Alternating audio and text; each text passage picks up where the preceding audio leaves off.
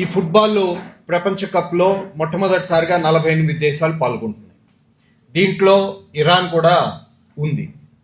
Iran దేశానికి వీసాలు ఇవ్వడానికి, ఇరాన్ దేశ క్రీడాకారులకి వీసా ఇవ్వడానికి అమెరికా అనేక షరతులు ప్రకటించింది. ఎందుకనంటే ఇరాన్తో యుద్ధం జరుగుతోంది కాబట్టి ఆ యుద్ధం జరుగుతున్న దీని నేపథ్యంలో మేము ఇరాన్ క్రీడాకారులకి వీసా ఇవ్వము, చాలా ఒత్తిడి తీసుకొచ్చారు ఇరాన్ ఈ ప్రపంచ కప్ నుంచి వైదొలిగేటట్టు చేయడం కోసం. కానీ ఇరాన్ క్రీడాకారులు మేము 4 సంవత్సరాలుగా కష్టపడి ప్రపంచ కప్లో ఆడాలని నిర్ణయించుకుని ఎంత సాధన చేసిన తర్వాత ఈ చివరి నిమిషంలో మేము వైదొలగం, ఇరాన్ ప్రజలు కూడా మనం వైదొలగాల్సిన అవసరం లేదు, మీరు ఆడాల్సిందే అని చెప్పడంతో వాళ్ళు వెళ్ళారు. వాళ్ళ మ్యాచ్లు కొన్ని అమెరికాలో జరుగుతున్నాయి, కొన్ని మెక్సికోలో జరుగుతున్నాయి. ప్రపంచంలోనే ఫుట్బాల్ టీంలు ఎక్కువ ఏ దేశంలో మ్యాచ్లు జరుగుతుంటే ఆ దేశంలో ఒక వారం 10 రోజుల ముందు వెళ్ళి అక్కడ ట్రైనింగ్ తీసుకుంటూ అక్కడి నుంచి మ్యాచ్లు ఆడి గెలవడం, ఓడిపోవడం ఇవన్నీ ఆటలో భాగం. కానీ ఇరాన్కి అమెరికాలో మ్యాచ్లు జరుగుతుంటే 24 గంటల కంటే ఎక్కువ సమయం వాళ్ళు అమెరికాలో ఉండేందుకు వీలు లేదు, ఆ షరతుకు అంగీకరిస్తేనే వీసా ఇస్తామని ఆ ఫుట్బాల్ టీంకి చెప్పారు. అందుకని వాళ్ళు మెక్సికోలో ఉండి మెక్సికోలో ట్రైనింగ్ తీసుకుంటూ అమెరికా వెళ్ళి ఆడాల్సిన పరిస్థితి వస్తుంది. ఇట్లాంటి అనేక ఇబ్బందులు. అట్లనే ఒక టీం వెళ్ళింది అంటే ఆ టీంలో ఆటగాళ్లతో పాటు మేనేజరియల్ స్టాఫ్, డాక్టర్లు, టెక్నికల్ స్టాఫ్ ఇటువంటి చాలా మంది వెళ్తారు. వాళ్ళందరికీ వీసా ఇవ్వాల్సిన అవసరం లేదని వాళ్ళెవరికి వీసా ఇవ్వట్లేదు అమెరికా. కేవలం ఆడే వాళ్ళకి ఒక కోచ్కి ఇస్తే సరిపోతుంది, ఇంకొద్ది మందికి ఇస్తే సరిపోతుంది అని. ఈ రకంగా ఇరాన్ ఫుట్బాల్ టీం మీద వివక్ష ప్రదర్శిస్తూ అమెరికా ఆ దేశ క్రీడాకారుల్ని కూడా వదిలిపెట్టకుండా వ్యవహరిస్తుంది. ఇంతకు ముందు ఎప్పుడూ కూడా ఇటువంటి ఘటనలు జరిగితే ఫీఫా ఆ దేశాల్ని ఒప్పుకునేది కాదు. అంటే అమెరికా బలమైన దేశం కాబట్టి అమెరికా ఇటువంటి ఒత్తిడి తీసుకొస్తూ ఉంటే ఆ ఒత్తిడిని ఖండించి ఇది ఒక క్రీడా దేశంగా ఆ క్రీడాకారులకు కొన్ని హక్కులు ఉంటాయి, వాళ్ళకి సౌకర్యాలు కల్పించాల్సిన బాధ్యత, ఆతిథ్యం ఇచ్చే దేశంగా మీ బాధ్యత అని చెప్పి వాళ్ళ మీద ఒత్తిడి తీసుకురావాల్సింది ఫీఫా పని. కానీ ఫీఫా ఆ పని చేయట్లేదు. ఫీఫా ఆ పని చేయకపోగా కొన్ని దేశాలకి కొన్ని నియమాలు ఉంటాయి, ఆ నియమాలకు అనుగుణంగా మనం వ్యవహరించడమే అని చెప్పి ఆ సమస్యని చిన్నదిగా చేసి చూపెట్టే ప్రయత్నం చేస్తుంది. ఇక్కడ మనం గమనించాల్సింది ఏమంటే 20 ఏళ్ల వయసులోపు ఫుట్బాల్ కప్ టోర్నమెంట్ జరిగినప్పుడు ఇండోనేషియాలో జరిగింది. ఇది 2 సంవత్సరాల క్రితం.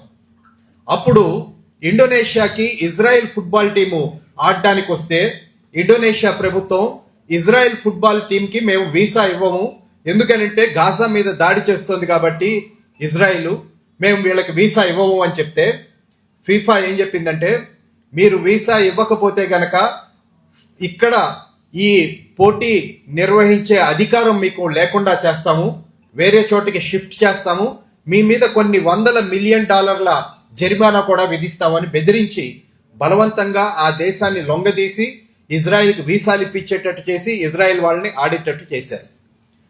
ఇక్కడ మనం అర్థం చేసుకోవాల్సింది ఇజ్రాయెల్కి ఒక నీతి, ఇరాన్కి ఒక నీత, ఇండోనేషియాకు ఒక నీతి, అమెరికాకు ఒక నీత. ఒక చిన్న క్రీడా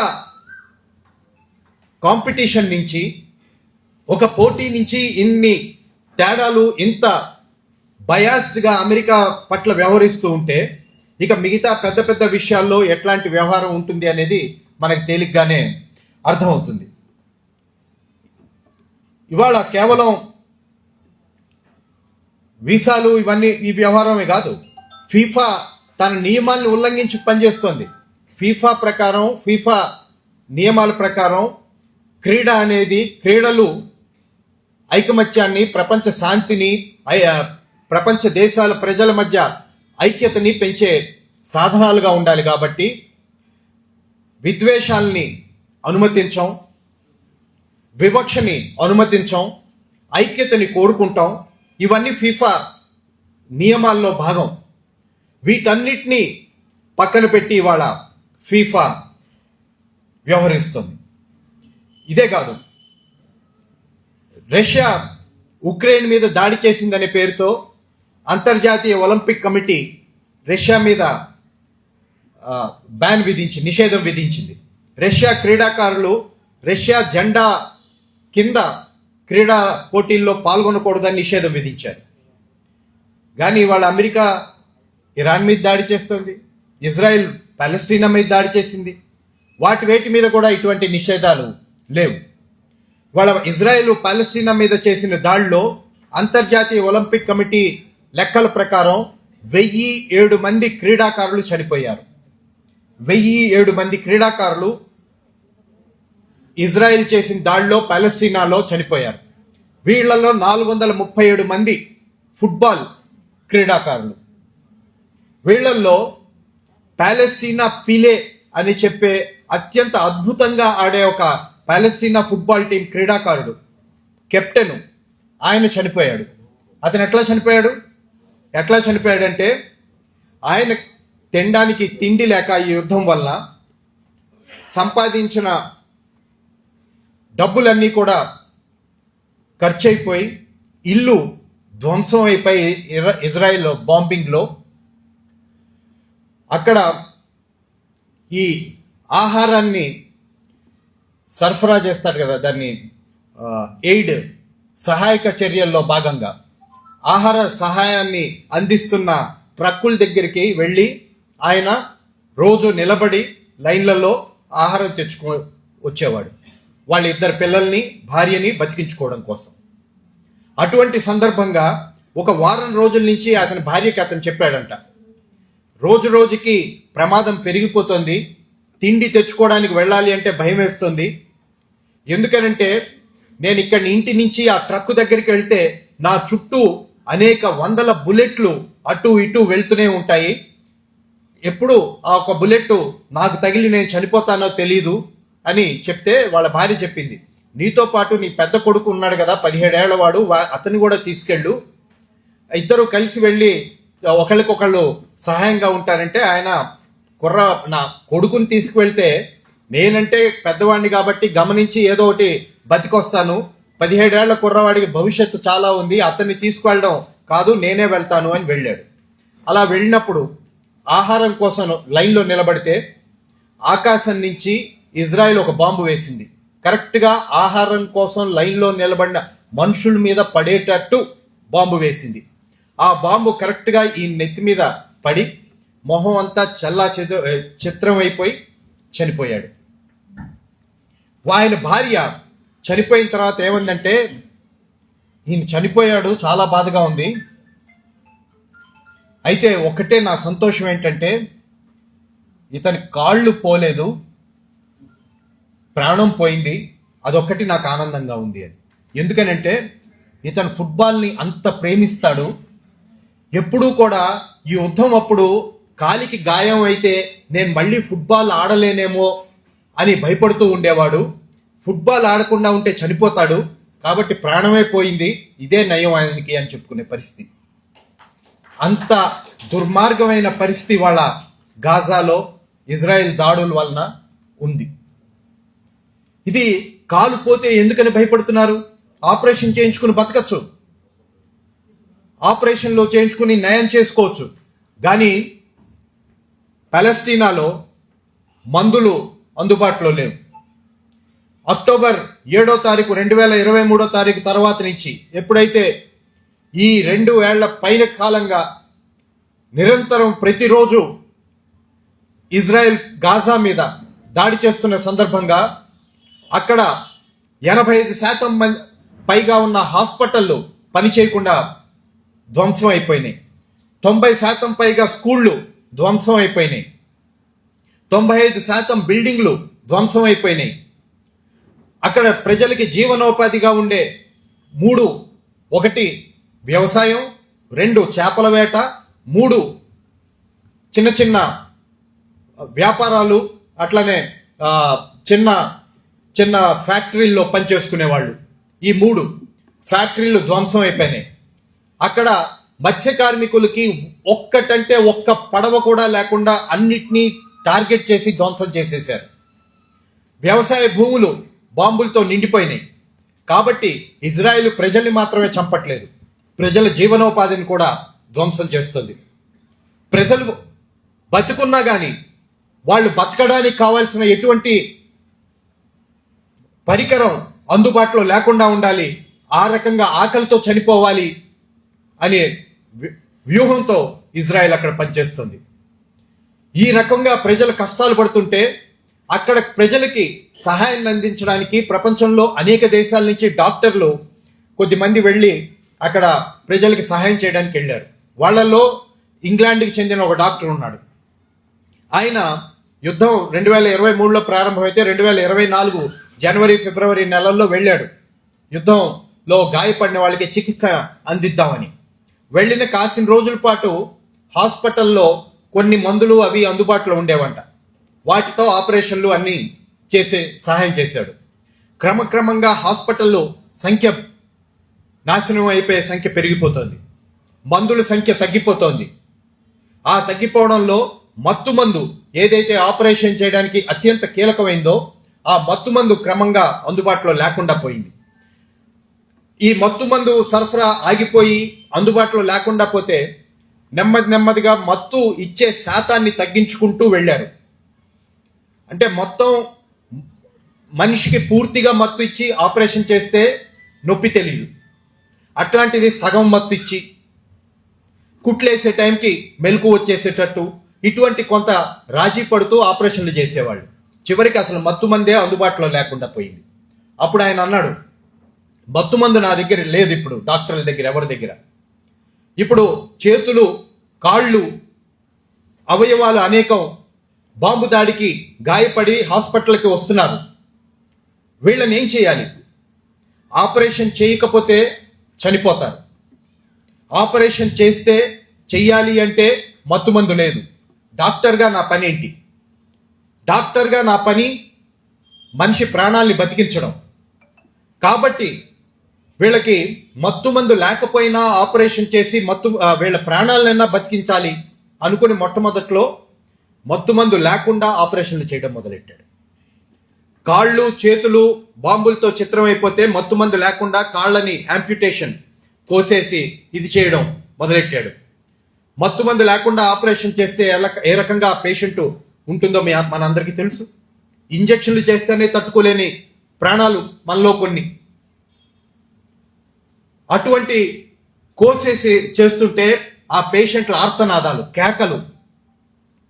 6 నెలల పాటు అట్లనే కొనసాగించాడు ఆపరేషన్లు. ఆ తర్వాత ఇంకా తట్టుకోలేకపోయాడు. అతను నేను నిద్రపోయినా లేచినా ఈ పేషెంట్ల అరుపులే నా మెదడులో తిరుగుతున్నాయి, నాకు పిచ్చెక్కిపోయేటట్టుంది. నేను మనుషులకి మంచి చేస్తున్నానా లేకపోతే వాళ్ళని అనవసరంగా బాధలకి గురి చేస్తున్నానా తేల్చుకోలేని పరిస్థితికి వచ్చాను. ఇక నా వల్ల కాదు ఇక్కడ ఉండి పనిచేయడం అని ఆయన పాలెస్తీనా నుంచి బయటకు వచ్చి ఏమన్నాడంటే, ఈ బాధలు నేను ప్రపంచ ప్రజలందరికీ పంచుతాను అని చెప్పి ప్రపంచంలో అన్ని దేశాలకి తిరిగి అక్కడ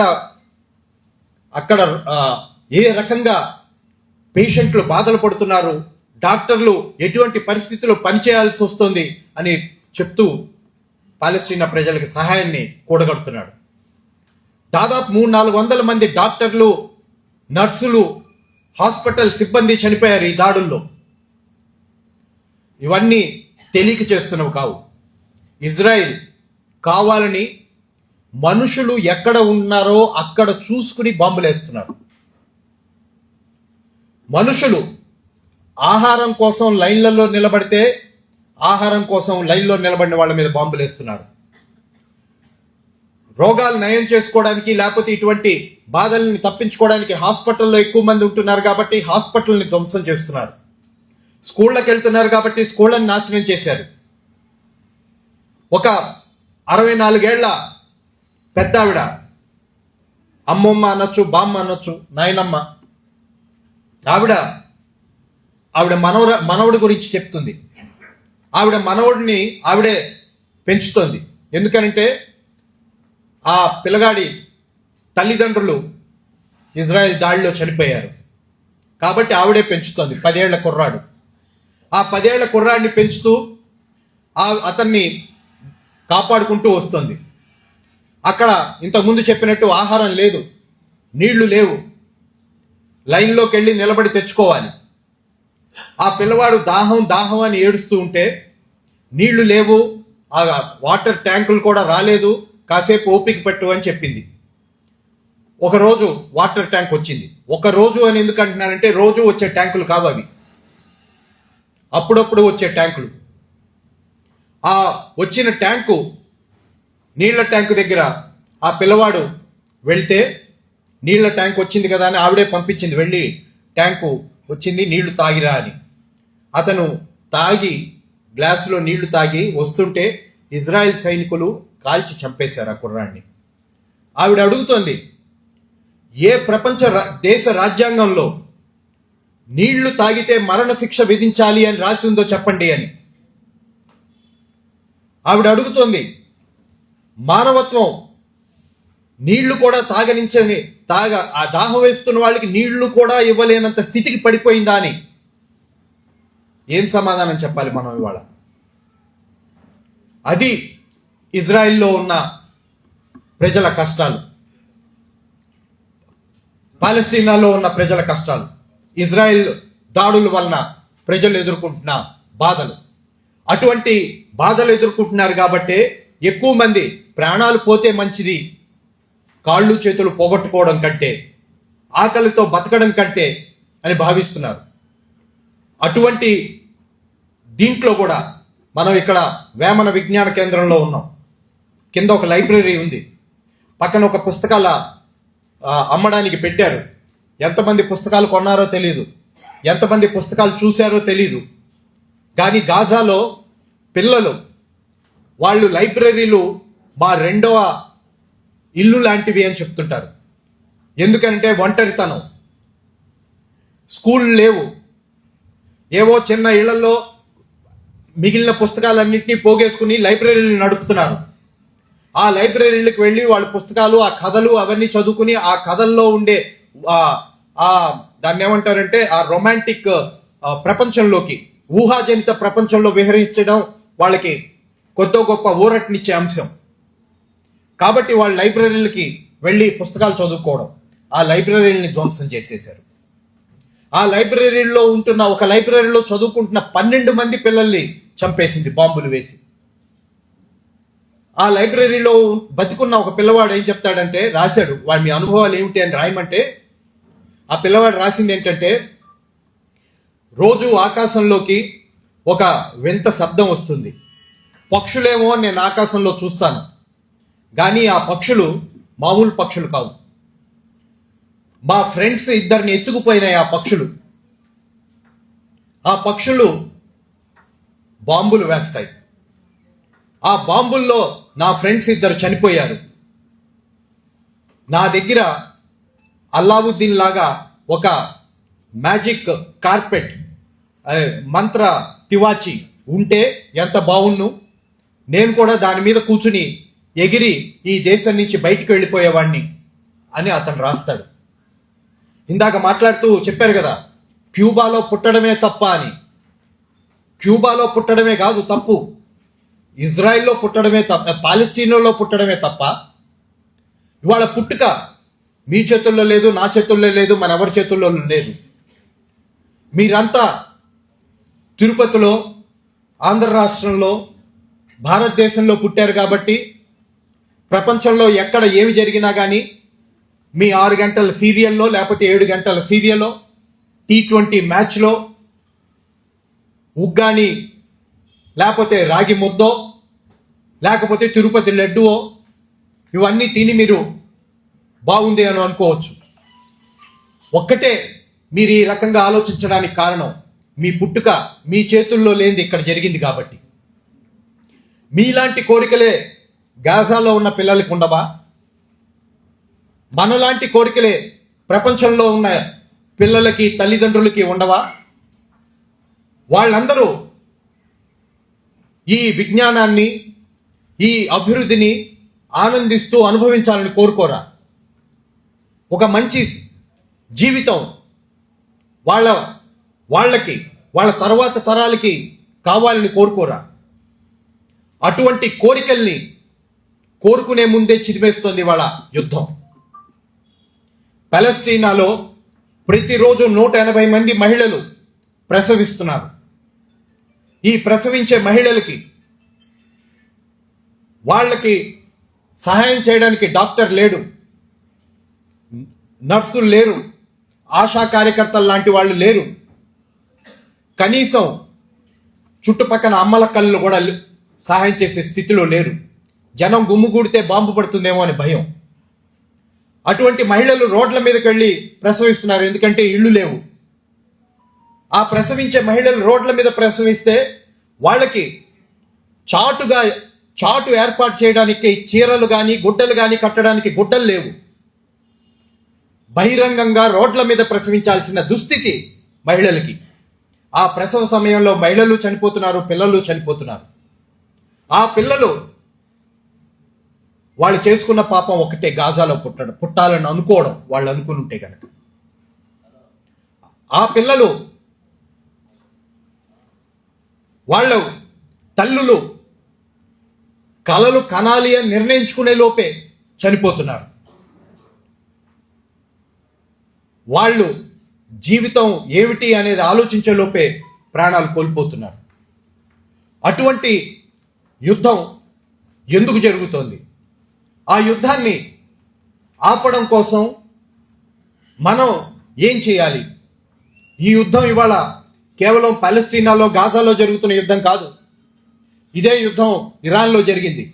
అమెరికా ఇరాన్ మీద వేసిన మొట్టమొదటి బాంబు 168 మంది పిల్లల్ని చంపేసిన బాంబు, ఒక స్కూల్ మీద వేసిన బాంబు.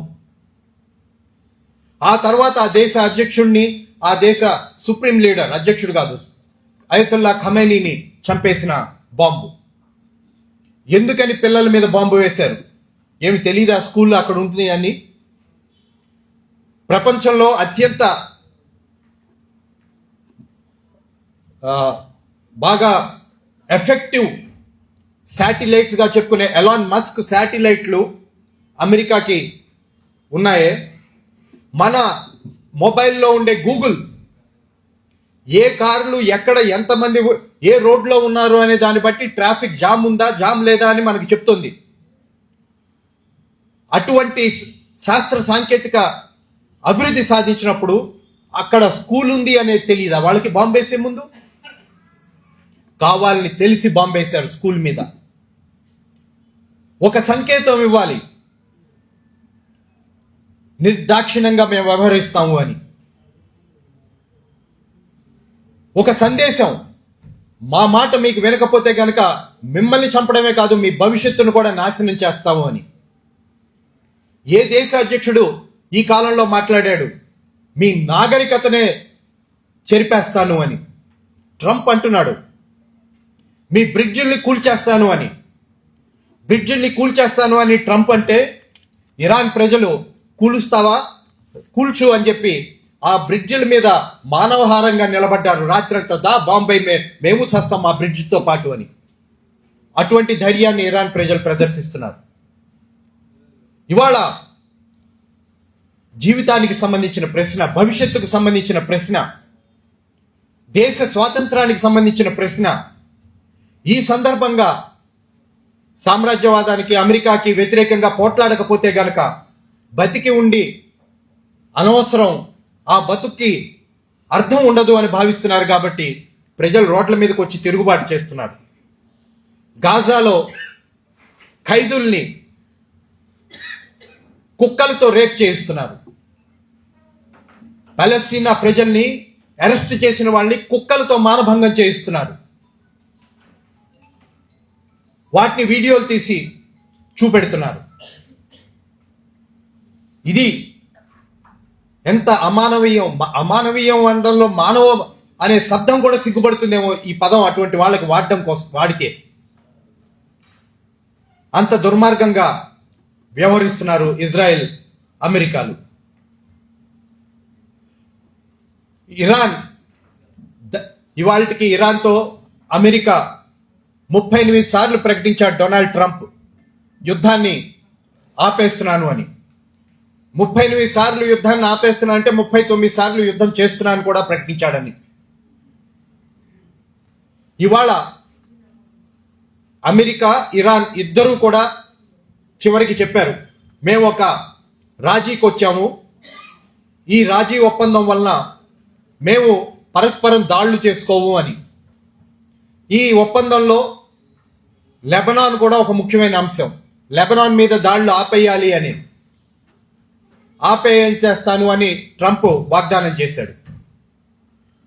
వెంటనే ఇజ్రాయెల్ ప్రధానమంత్రి నెతన్యాహు, అమెరికా ఇరాన్ మధ్య జరిగిన ఒప్పందానికి నాకు సంబంధం లేదు, నేనేమి వినాల్సిన అవసరం లేదు, నేను లెబనాన్ మీద దాడులు కొనసాగిస్తాను అని చెప్పాడు.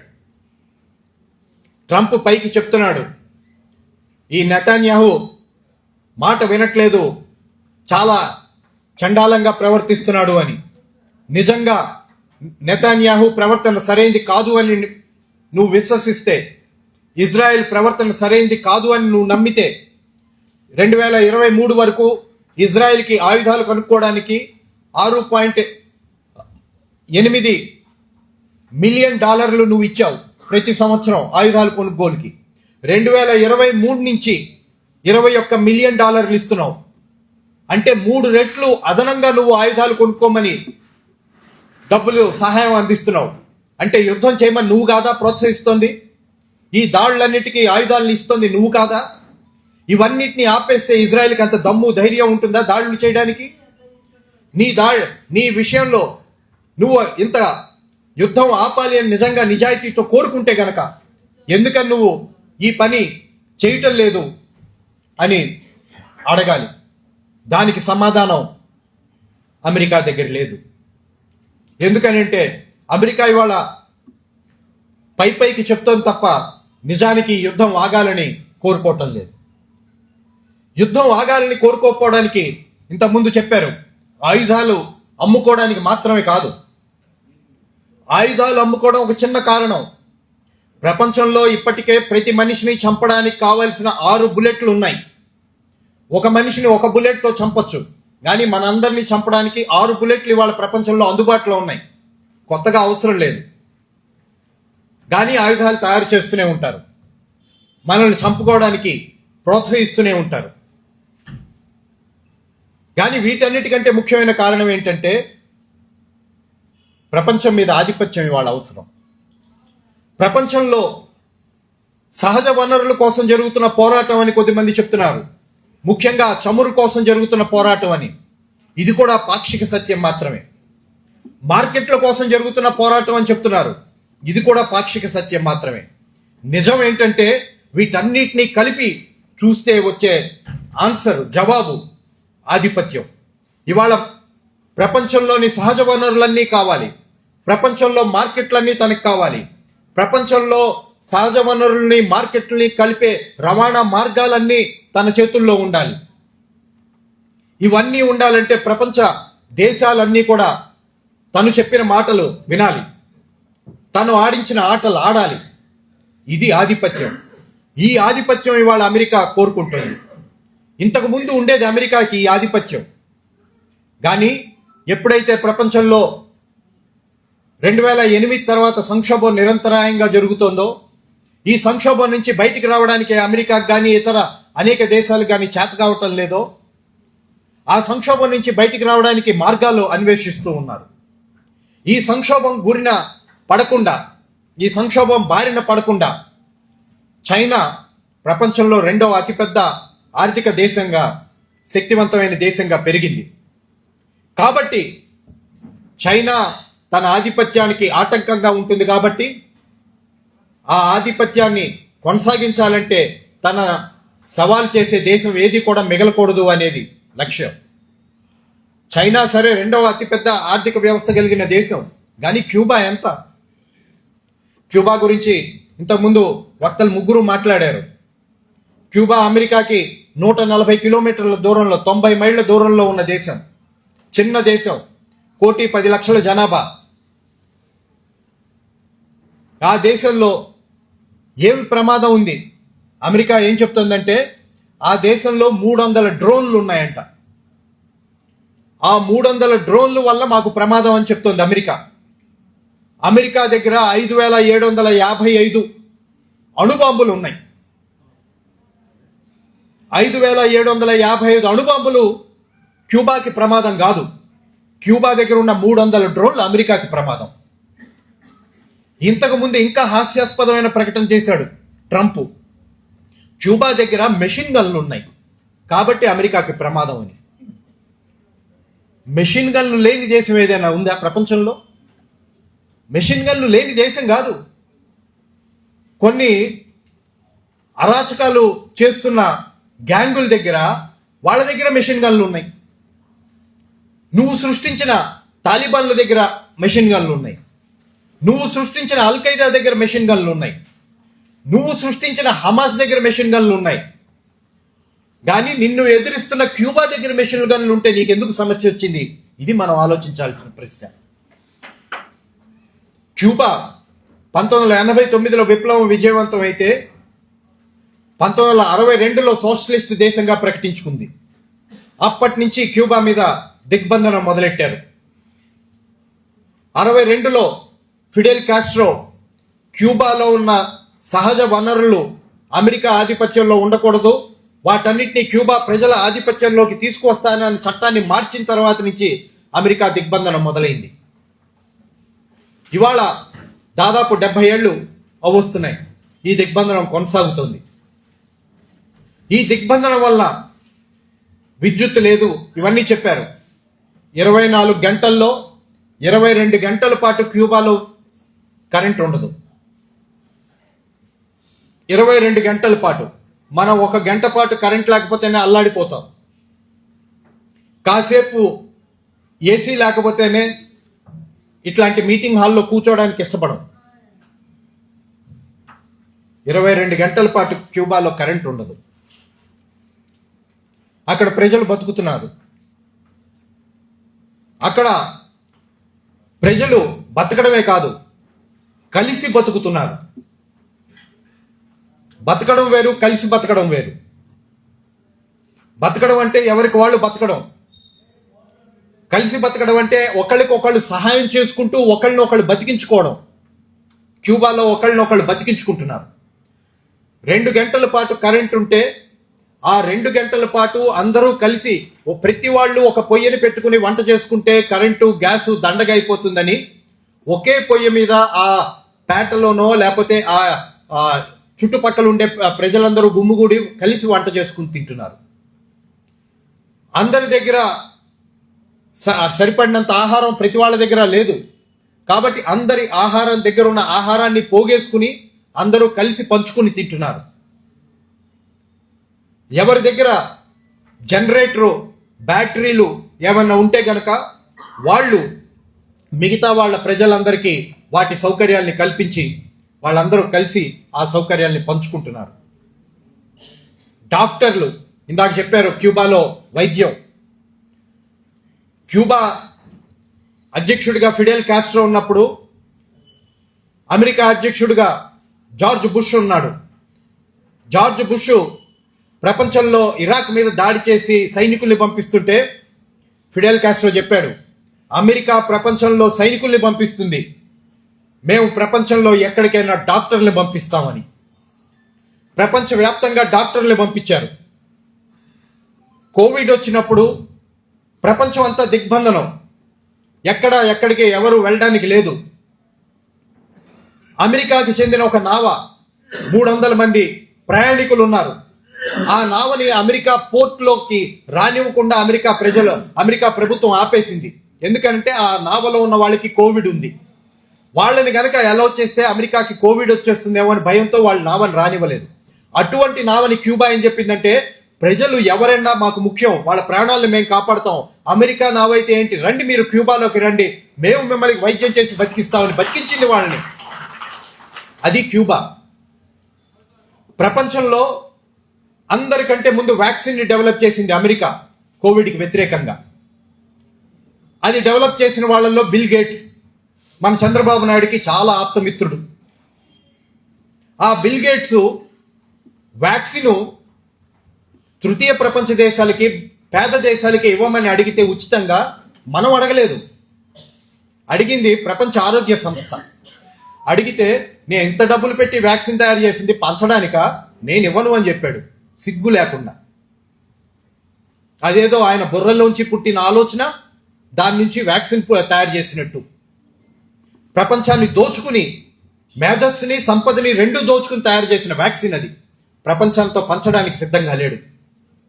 క్యూబా ప్రపంచం దిగ్బంధనంలో ఉంటే, అమెరికా విధించిన దిగ్బంధనంతో మరింత ఒంటరిపాటైపోతే, అటువంటి క్యూబా 5 రకాల వ్యాక్సిన్లు తయారు చేసింది కోవిడ్ సందర్భంగా.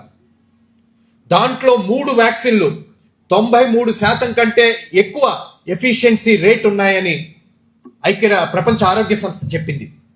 మన దేశంలో 2 వ్యాక్సిన్లు తయారు చేశారు. ఒకటి బ్రిటిష్ వాళ్ళ సహాయంతో, అమెరికా వాళ్ళ సహాయంతో, ఇంకోటి మనది. ఈ 2 వ్యాక్సిన్లని 4 దేశాలకు పంపించి మనం వ్యాక్సిన్ డిప్లొమసీ అని గొప్పగా చెప్పుకున్నాం. క్యూబా వాళ్ళు తయారు చేసిన వ్యాక్సిన్ 55 దేశాలకు పంపించింది. వాళ్ళ డాక్టర్లని అత్యంత అభివృద్ధి చెందిన దేశంగా పరిగణించబడే ఇటలీకి పంపించింది కోవిడ్ సందర్భంగా. ఆ రకంగా ప్రజల ప్రాణాలకి విలువ ఇచ్చి కాపాడడానికి క్యూబా నిస్వార్థంగా పనిచేసింది. అటువంటి క్యూబాని ఇవాళ రకరకాల కారణాలతో అంతమొందించాలి, ఆ వ్యవస్థను నాశనం చేయాలని కోరుకుంటున్నాడు. క్యూబాలో విద్య ఉచితం, ఆరోగ్యం ఉచితం. క్యూబాలో పెద్ద చర్చ జరిగింది. ఇంత సంక్షోభంలో ఉన్నాము, విద్య, వైద్యం ఈ రెండు ఉచితంగా అందించాల్సిన అవసరం ఉందా అని. వైద్య రంగంలో అవసరమైన వైద్యాన్ని ఉచితంగా చేద్దాం, అనవసరమైన వైద్యం డబ్బులు వసూలు చేద్దాం అని ఒక ప్రతిపాదన వస్తే, మళ్ళాగా ఐఏఎస్ అధికారులు కూర్చుని నిర్ణయాలు చేయాల క్యూబాలో. ఈ ప్రతిపాదనని ఆ దేశ ప్రజల ముందు పెట్టారు, చర్చించమన్నారు. ఆ దేశ ప్రజల సలహాలు తీసుకున్నారు. దాని ఆధారంగా నిర్ణయం చేశారు. ఏమనంటే, అనవసరమైన వైద్యం, అవసరమైన వైద్యం అనేది ఉండదు. వైద్యం ఏదన్నా కానీ అవసరమే. వాళ్ళ చర్చలో ఏమిటి? క్యాన్సరు, గుండె జబ్బులు, ఊపిరితిత్తుల సమస్య, కిడ్నీలు, లివరు ఇటువంటి సమస్యలు వస్తే చేసే వైద్యం అవసరమైన వైద్యం. వాళ్ళని ఉచితంగా, అటువంటి వైద్యాన్ని ఉచితంగా ఇద్దాం.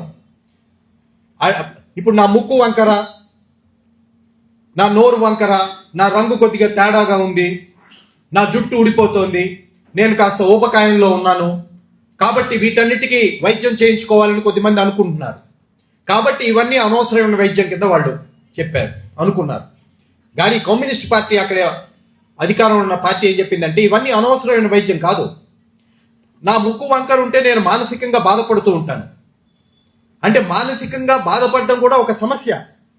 ఏ ప్రజలన్నా కానీ మానసికంగా ఎందుకు దిగులు పడాలి? జీవితం అంటే ఆనందంగా గడపాల్సిన సమయం. ఆనందానికి ఆటంకంగా ఉన్న దేన్ని కూడా ఈ ప్రభుత్వం అంగీకరించదు. ఆ ఆటంకాలను తొలగించడం కోసం కృషి చేస్తుంది. అందుకని మీ ఆనందానికి మీరు మీ ముక్కు వంకర కారణం అనుకుంటే దానికి సహాయం చేయడానికి పూర్తిగా ప్రభుత్వం మద్దతుగా ఉంటుందని, ఏ వైద్యానికన్నా, ఏ ఆపరేషన్ కన్నా ఇన్ని కష్టాలు పడినా కానీ ఉచితంగా చేయాలని క్యూబా ప్రభుత్వం నిర్ణయించింది. అది క్యూబా గొప్పతనం. అక్కడ డాక్టర్లకి ఉచితంగా చదివిస్తారు. ఎల్కేజీ, యూకేజీ, డిగ్రీ వరకే కాదు ఉచిత విద్య. డాక్టర్లు చదవాలంటే ఉచితం. అది క్యూబా ప్రజలకే కాదు, ప్రతి సంవత్సరం అమెరికా నుంచి కొన్ని వందల మంది డాక్టర్ ఎంబీబీఎస్ డిగ్రీ చదవడానికి క్యూబా వెళ్ళి ఉచితంగా చదువుకుని వెళ్ళిపోతారు మళ్ళీ అమెరికాకి. క్యూబా దగ్గర 12 రకాల క్యాన్సర్లకు సంబంధించిన వ్యాక్సిన్లు ఉన్నాయి. పెల్విక్ క్యాన్సర్కి ఒక వ్యాక్సిన్ ఉంది వాళ్ళ దగ్గర. అమెరికాకి చెప్పారు, మీ దేశంలో పెల్విక్ క్యాన్సర్ వ్యాధితో అనేక మంది చనిపోతున్నారు, నడుం దగ్గర వచ్చే క్యాన్సర్, దానికి వ్యాక్సిన్ మా దగ్గర ఉంది, మేము మీకు వ్యాక్సిన్ ఇస్తాము అని. ఉచితంగా ఇస్తామన్నారు. అమెరికా తీసుకోవడానికి సిద్ధపడలా. మా దేశ ప్రజలు చచ్చిపోయినా పర్లేదు కానీ మీ దగ్గర వ్యాక్సిన్ తీసుకోమని. అది అమెరికా, ఇది క్యూబా. అటువంటి క్యూబా మీద ఇవాళ దాడి చేయడానికి సిద్ధపడుతున్నారు. దాడి చేయడానికి ఆర్థిక దిగ్బంధనాన్ని మరింత తీవ్రతరం చేశారు. ట్రంప్ వచ్చిన తర్వాత మరీ ముఖ్యంగా అమెరికాతో వాణిజ్యం చేసేదే కాదు, అమెరికా వస్తువు ఏ వస్తువులో అన్నా 10% ఉంటే ఆ వస్తువు ఏ దేశం కూడా క్యూబాకు అమ్మకూడదు అనే షరతు విధించారు.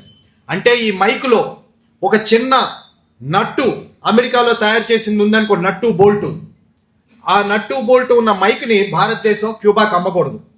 అమ్మితే గనక భారతదేశం మీద కూడా ఆంక్షలు విధిస్తామని బెదిరిస్తున్నారు. ఆ బెదిరింపులకు బెదిరిపోయి మన ప్రభుత్వం అమ్మడాన్ని ఆపేసుకుంటుంది. క్యూబా టూరిజం మీద ఆధారపడే దేశం కాబట్టి ఆ టూరిజంని చంపేయాలని ప్రపంచంలో టూరిస్టులు విమానాల్లో వస్తారు కాబట్టి విమాన ఇంధనాలు లేకుండా చేస్తుంది. క్రమంగా టూరిస్టుల సంఖ్య పడిపోయింది. ఆ రకంగా వాళ్ళకి నలిపేయాలని చూస్తున్నారు. వీటన్నిటికంటే రావుల్ కాస్ట్రో మొన్న జూన్ 3వ తారీఖున ఆయనకి 95 ఏళ్ళు వచ్చినాయి. ఫిడెల్ కాస్ట్రో తమ్ముడు, విప్లవ పోరాటానికి నాయకత్వం వహించిన వ్యక్తి, దేశ అధ్యక్షుడిగా పనిచేశాడు. ఆ రావుల్ కాస్ట్రో మీద అమెరికా పౌరుల 4 చంపేశాడు 1996లో. కాబట్టి ఇతన్ని శిక్షించాలి అని చెప్పి అమెరికా కోర్టులో కేసు వేశారు. ఇతన్ని శిక్షకి అర్హుడు అని కోర్టు తీర్పిచ్చింది. 4 చంపేశాడంట రావుల్ కాస్ట్రో. ఎందుకు చంపాడు 4? 25 సార్లు అమెరికా నుంచి ఒక విమానం క్యూబా భూభాగం మీదకి వచ్చి వాళ్ళ గగనతలంలోకి వచ్చి క్యూబా వ్యతిరేక ప్రచారం చేస్తుంది. క్యూబా ప్రజల్ని రెచ్చగొట్టే కరపత్రాల్ని క్యూబాలోకి జారవిడుస్తున్నారు. క్యూబా ప్రభుత్వానికి వ్యతిరేకంగా విద్రోహం చేయమని పిలిపిస్తున్నారు. దాన్ని 25 సార్లు వార్నింగ్ ఇచ్చారు. నువ్వు మా దేశ ఎయిర్ స్పేస్లోకి వస్తున్నావు, మా గగనతలంలో ఉన్నావు, రావద్దు అని. వెళ్ళలేదు. వెనకపోగా రోజు రోజుకి రెచ్చిపోయి వీళ్ళేమి చేయలేరు మనల్ని అనుకుని వస్తున్నారు. అటువంటి వాళ్ళు వస్తే ఇంకా చివరికి గత్యంతరం లేని పరిస్థితిలో కాల్ చేశారు ఆ విమానాన్ని. 4 చనిపోయారు. అతని మీద కేసు పెట్టారు. ఆ కేసు పెడితే రావుల్ కాస్ట్రో భయపడలేదు, క్యూబా ప్రజలు భయపడలేదు. కానీ మనం ఆలోచించాల్సింది ఏంటంటే, భారతదేశ ప్రభుత్వం దీన్ని ఖండించిందా? లేదు. ఖండించడం మర్చిపోండి. ఇవాళ ఇందాక సతీష్ మాట్లాడుతూ చెప్పాడు, మీరు కూడా పేపర్లో చూసుంటారు, 3 భారతీయ సంతతికి చెందిన వాళ్ళు ఒక పడవలో ఉంటే ఆ పడవ మీద మిసైల్ కావాలని వేసి, అది అమెరికన్ జలాల్లో కాదు, అది అమెరికా సరిహద్దుల్లో కాదు, అమెరికా చట్టాల్ని ఉల్లంఘించి కాదు వాళ్ళు అక్కడ ఉన్నది, అంతర్జాతీయ జలాల్లో ఆ పడవ ఉంది. ఏ దేశానికన్నా ఆ హక్కు ఉంది. వాళ్ళ ఆయుధాలు లేవు వాళ్ళ చేతుల్లో, ఏ ప్రచారము చేయట్లేదు, చిక్కుకుపోయి ఉన్నారు అక్కడ. అటువంటి వాళ్ళ మీద నువ్వు బాంబేసి 3 చంపేశావు. భారతదేశ ప్రభుత్వం ఇక్కడ కోర్టులో కేసేయమనండి డొనాల్డ్ ట్రంప్ మీద. మా ప్రజల్ని 3 చంపేశాడు, ఇతన్ని శిక్షిస్తాము, ఇతని మీద అరెస్ట్ వారెంట్ కావాలని కేసేయమనండి. 56 అంగుళాల ఛాతి కలిగిన ప్రధానమంత్రి కదా మనకి, విశ్వ గురువు కదా మనోడు. ఏ దేశానికి వెళ్ళిపోయినా బాగా కౌగులించుకుంటారు కదా పిలిచి పిలిచి. మరి ఏమి మస్క్యులర్ ఫారెన్ పాలసీ అని ప్రకటించాడు కదా. ఏ దేశానికి మేము భయపడం, ధైర్యంగా నిలబడ్డమే మా విదేశీ విధానం గొప్పతనం అని చెప్పాడు. చేయమనండి, అమెరికా చేసిందే చేయమనండి. డొనాల్డ్ ట్రంప్ మీద కేసేసి దమ్ము లేదు. కానీ అమెరికా ఆ రకంగా పెట్టలేకపోతుంటే కనీసం ఖండించే ధైర్యం కూడా లేదు. అది ఇవాళ మనం గుర్తుంచుకోవాల్సింది. అక్కడ ఇంకొక వైపున క్యూబా ప్రజలు వాళ్ళ దేశాన్ని కాపాడుకోవడం కోసం డాక్టర్లు ఆపరేషన్లు, ఇంతకు చెప్పారు, టార్చ్ లైట్లలోనూ మొబైల్ లైట్లలోనూ చేస్తున్నారు. డాక్టర్లు వాళ్ళు చేసే పని ఏంటంటే 2 గంటలు ఎప్పుడైతే కరెంట్ ఉందో ఆ 2 గంటలు కరెంట్ ఉన్న సమయాన్ని మొబైల్ ఛార్జింగ్ పెట్టుకుంటున్నారు, ఫోన్లో మాట్లాడడానికి కాదు, ఆ టార్చ్ లైట్ లాగా ఉపయోగించుకుని ఆపరేషన్లు చేయడానికి. ఇవాళ బ్యాటరీ రిక్షాలు తిరుపతిలో కూడా వచ్చుంటాయి అనుకుంటున్నాను.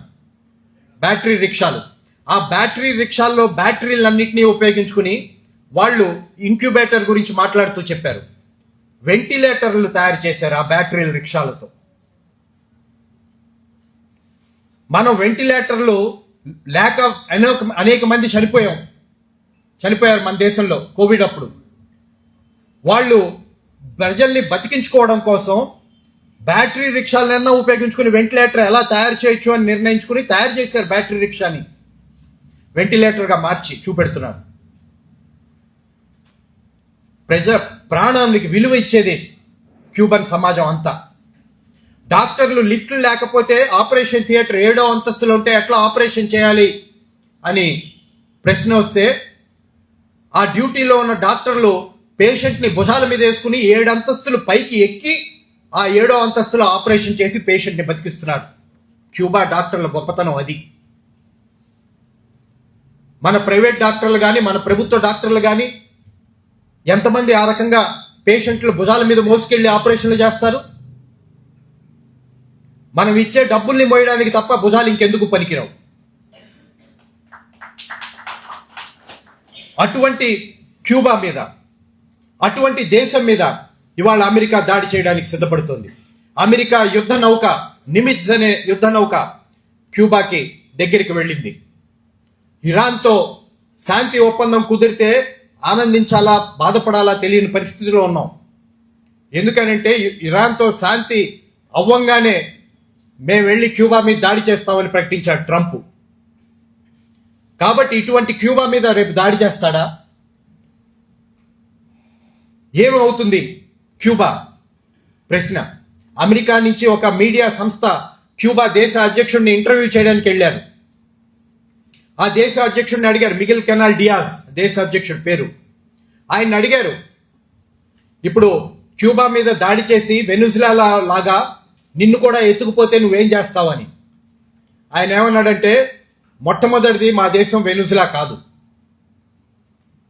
ఆ రకంగా ఆ దేశ అధ్యక్షుల్ని ఎత్తుకుపోతే చూస్తూ ఊరుకోరు మా దేశ ప్రజలు. అమెరికా సైన్యం గనక మా దేశంలో అడుగు పెట్టిందంటే ఇక్కడ జరిగేది రక్తపాతం తప్ప అట్లా శాంతియుతంగా దేశ అధ్యక్షుల్ని ప్రభుత్వాన్ని కూల్చేసేందుకు మా దేశ ప్రజలు అంగీకరించరు అని మొట్టమొదటి చెప్పాడు. ఆవిడ రెండో మాట అడిగింది, అంటే నువ్వు తుపాకీ పట్టుకుని పోట్లాడతావా అని. నేను తుపాకీ పట్టుకుని పోట్లాడతాను అని చెప్పాడు. మరి నీకు భార్య పిల్లలు ఉన్నారు కదా, వాళ్ళు నిన్ను ఆపరా తుపాకీ పట్టుకుని పోట్లాడతావు అని అంటే ఆయన చెప్పింది ఏంటంటే, వాళ్ళు ఎందుకు ఆపుతారు, నా భార్య కూడా తుపాకీ పట్టుకుని నాతో పాటు పోరాడడానికి వస్తుంది తప్ప నన్ను ఇంట్లో ఉండి పోరాటం కాకుండా ప్రాణాలు కాపాడుకోమని చెప్పదు అని చెప్పాడు ఆయన. అది క్యూబన్ ప్రజల ధైర్యం. క్యూబా ప్రజలు చెప్తున్నారు, కరెంటు లేదు మాకు తెలుసు కారణం ఏంటో, వైద్యం అందుబాటులో లేకుండా పోయింది మాకు తెలుసు కారణం ఏంటో, మా ప్రభుత్వం కాదు దీనికి కారణం, అమెరికా దీనికి కారణం. మేము కొన్ని వందల సంవత్సరాల పాటు ఇతర దేశాల కింద నలిగిపోయాం. స్వాతంత్రం విలువ మాకు తెలుసు, ప్రాణం విలువ మాకు తెలుసు, విద్య విలువ మాకు తెలుసు, మా హక్కుల విలువ మాకు తెలుసు. వీటన్నిటినీ కాపాడుకోవడం కోసం ప్రాణాలు ఇవ్వాలి అన్నా కానీ మేము సిద్ధంగా ఉంటాం తప్ప మేము భయపడిపోయి అమెరికాకి ఎప్పుడు లొంగిపోము అని క్యూబా ప్రజలు చెప్తున్నారు. ఇవాళ అటువంటి క్యూబాకి అండగా నిలబడాల్సిన బాధ్యత మన మీద ఉంది. ఇవాళ క్యూబాకి అండగా నిలబడాలి అని అంటే, ఒకప్పుడు మన దేశం నుంచి 20,000 టన్నులు 10,000 టన్నుల గోధుమల్ని 10,000 టన్నుల బియ్యాన్ని వసూలు చేసి మన ప్రజల దగ్గర నుంచి క్యూబాకి పంపించాం. ఇవాళ గత సంవత్సరం క్యూబాకి మద్దతుగా సహాయ నిధి వసూలుకి పిలిపించాం. ఇక్కడ కూడా వసూలు చేస్తుంటారు. ఆ సహాయం నిధితో క్యూబన్ ప్రభుత్వం వాళ్ళ ప్రజల కోసం కొన్ని లిస్ట్ ఇచ్చారు మనకి ఇవ్వమని. అవన్నీ మా వీలైనంత కొని ఇవ్వగలుగుతామని చెప్పాం. మేము చెప్పాం, మేము వసూలు చేసింది 3 కోట్ల రూపాయలు మాత్రమే. కానీ ఈ 3 కోట్ల రూపాయల వెనకాల దాదాపు 30 కోట్ల మంది భారతీయ ప్రజల గుండెలు ఉన్నాయి అనేది మాత్రం మీరు మర్చిపోవద్దు. ఆ ప్రజలందరూ కూడా ఖచ్చితంగా మీతో పాటు నిలబడతారు అని మేము చెప్పాం. ఆ రకంగా భారత ప్రజల్ని సిద్ధం చేయాల్సిన బాధ్యత కూడా మన మీద ఉంది. ప్రభుత్వం సిద్ధంగా లేదు క్యూబాకు సహాయం చేయడానికి. ప్రభుత్వం సిద్ధంగా లేదు కదా అని ప్రజలంగా మన బాధ్యతను మర్చిపోకూడదు. మన బాధ్యతని మనం నిర్వర్తించాలి అంటే మనం ఇవాళ క్యూబా వ్యవస్థ గొప్పతనాన్ని గుర్తిస్తేనే, ఆ వ్యవస్థ గొప్పతనాన్ని ప్రజలకి చెప్పగలిగితేనే, ఆ వ్యవస్థ ప్రజలు అంగీకరించేటట్టు చేయగలిగితేనే ప్రజలు కూడా సహాయం చేయడానికి సిద్ధపడతారు.